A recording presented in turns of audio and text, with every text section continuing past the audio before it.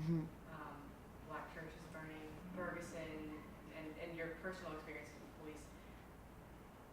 Does it ever feel like we're back, like, several decades? Like, I don't think that we're all the way back to where we were. Also, being that I'm an African immigrant, so I haven't experienced, that's not my direct ancestry, but as a black person in the United States, I don't think that America's in the position it was in before, but I do think that we're suffering just as much trauma, just as much abuse. I think it's just happening in a different way. Instead of directly denying us the right to vote, directly calling us names, they found more strategic ways to do it through the prison pipeline. Things like that. If you think about it, every day I stand on Broadway and I watch police harass people. I watch them take someone, arrest them. That someone will plea out instead of facing jail time. They'll just take a felony with probation time. They'll end up getting 5-10 years on probation and never seeing the inside of a jail, but they lose their voting rights. And I'm watching these new strategic ways that people are coming after our voting rights. People are keeping us away from the polls. I was arrested for canvassing. I was arrested for increasing voter turnout. North Minneapolis, where the knock office is. What was happening is that I just kept having organizers getting harassed by the police over and over again.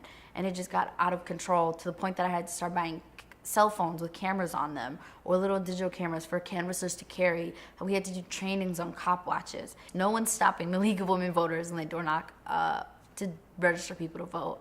But my canvassers were getting harassed because we're black. One of my best canvassers was canvassing through a Cub Foods parking lot. He didn't know he canvassed there. You're not supposed to. An officer said, "Hey, can't be here. Don't do that." My canvasser said, "Okay, I'll leave. Sorry about that, sir." And then he saw a friend of his. He's talking to his friend. An officer assaults him from the back, tackles him to the ground, arrests him.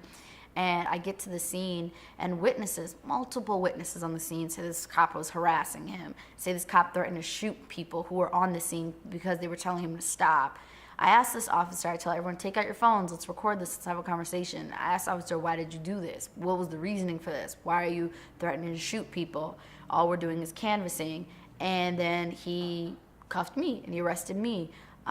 That is when the connection for me was extremely solidified, that our criminal justice system is directly tied to denying us voting rights. 1 in 4 African Americans can't vote because they're on felony probation.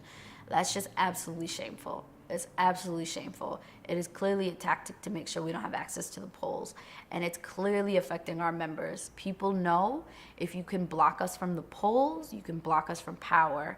But I know, and the rest of NOC knows, and our community knows, that we're no longer going to tolerate that. That's why we show up at the Capitol. That's why we show up at the streets. That's why we show up at the ballot box. And we will be taking our vote back.